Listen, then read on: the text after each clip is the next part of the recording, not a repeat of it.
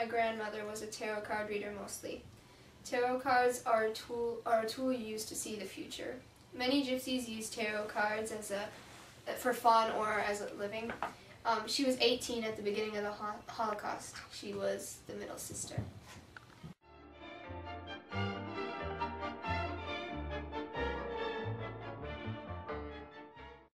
The oldest, JL, was my great aunt. She was 20 at the beginning of the Holocaust. She was a mother first and a teacher second. She loved taking care of her children and teaching them everything she knew. Most Romani Gypsies' children are homeschooled.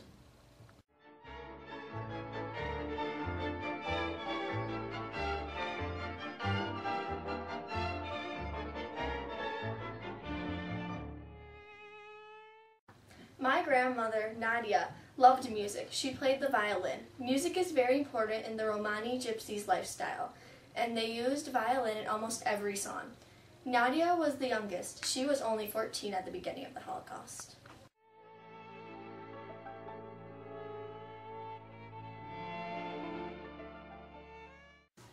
JL was very set in the gypsy ways. She believed all the gypsy customs. She got married when she was 16.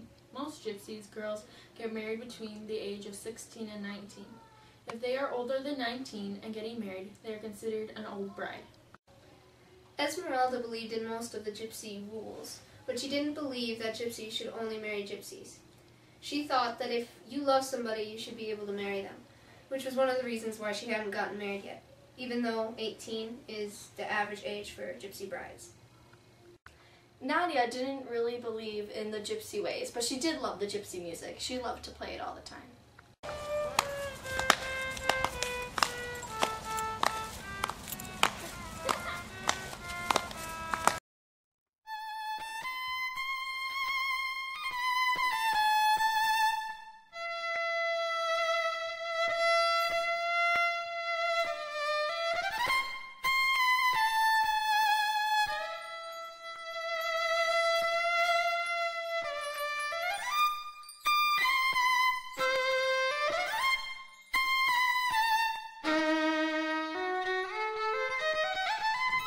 It was 1940 when the Nazis came. They raided the camp and they killed so many people.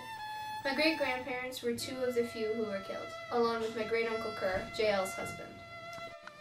When the Nazis came, they burned the wagons, and they killed or took most of the livestock. Anyone who didn't get away or got killed was taken to a Polish concentration and labor camp, Sobibor. When I look back at her pictures, I see how helpless she was to save her children.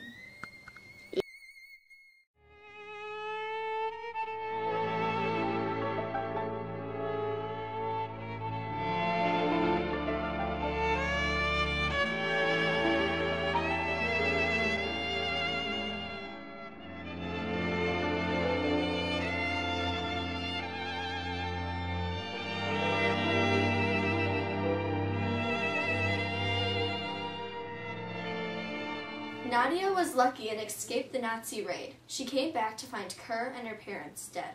She found her violin and ran away through the woods.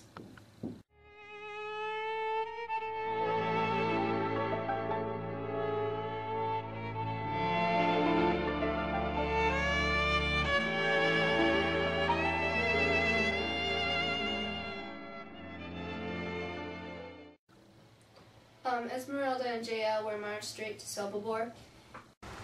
Alright, let's move! Move! Anybody hesitate, shoot them! Faster!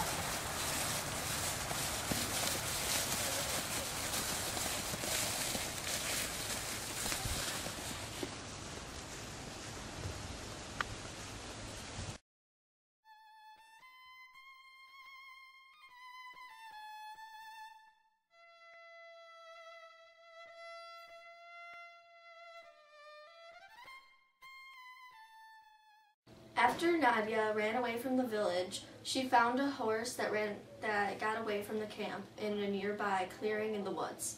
She rode for many days until she came across a friendly old couple of farmers that took her in and raised her as her own.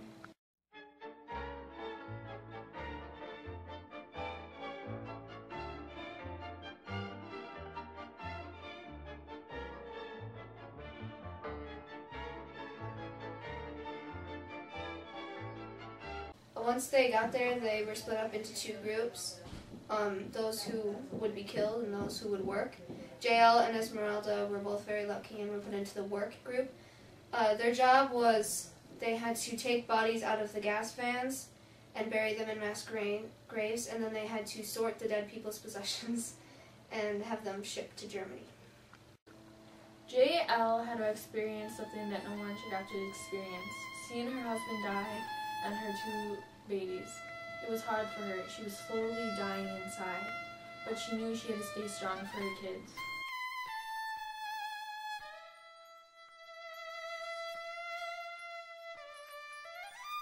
Her kids would have to experience something that not even grown adults had to experience. They saw people die every day. They had to get entertained with their little baby dolls they brought along and sticks. It was hard to keep them entertained. No one should have to live through this living nightmare.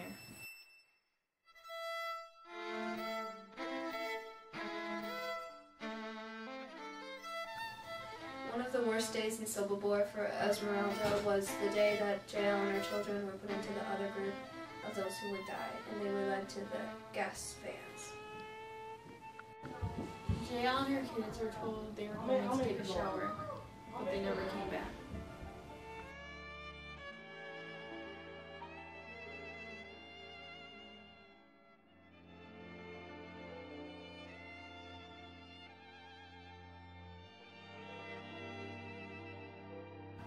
Nadia just ended her schooling in the Gypsy camp, because technically, Gypsies usually only get schooled till they're age 13, so then they can work.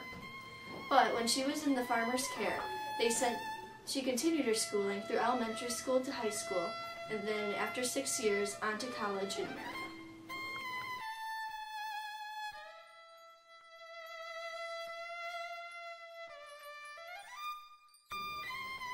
In the autumn of 1942, Sobibor made an attempt to cover up all traces of genocide.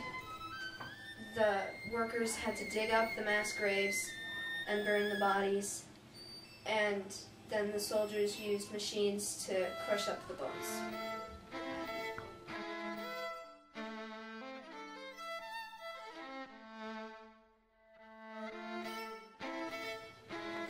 Esmeralda ended up having to bury JL's body, but she never came across the children's bodies.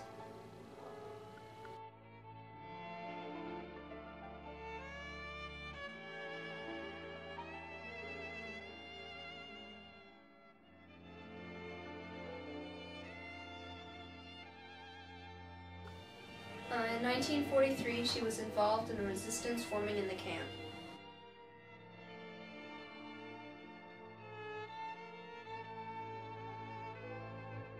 On October 14th of that year, they initiated their plan for an uprising. They succeeded in killing almost a dozen German personnel and guards.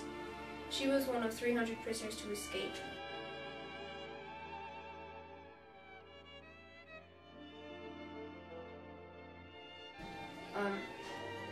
A German soldier, Liam, helped her escape, and if it wasn't for him, she would have died.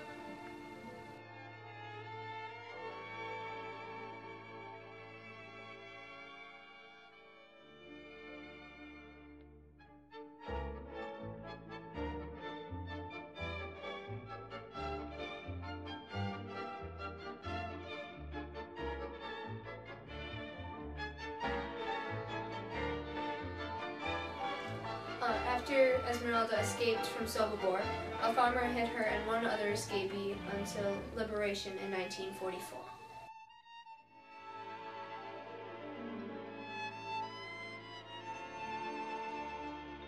Nadia met her husband, my grandfather, in law school. 1 year after they got out, they got married. Throughout the years, she tried to raise enough money to find her sisters. After the war, Liam, the German soldier who had helped her escape Sobibor, found her, and they ended up getting married.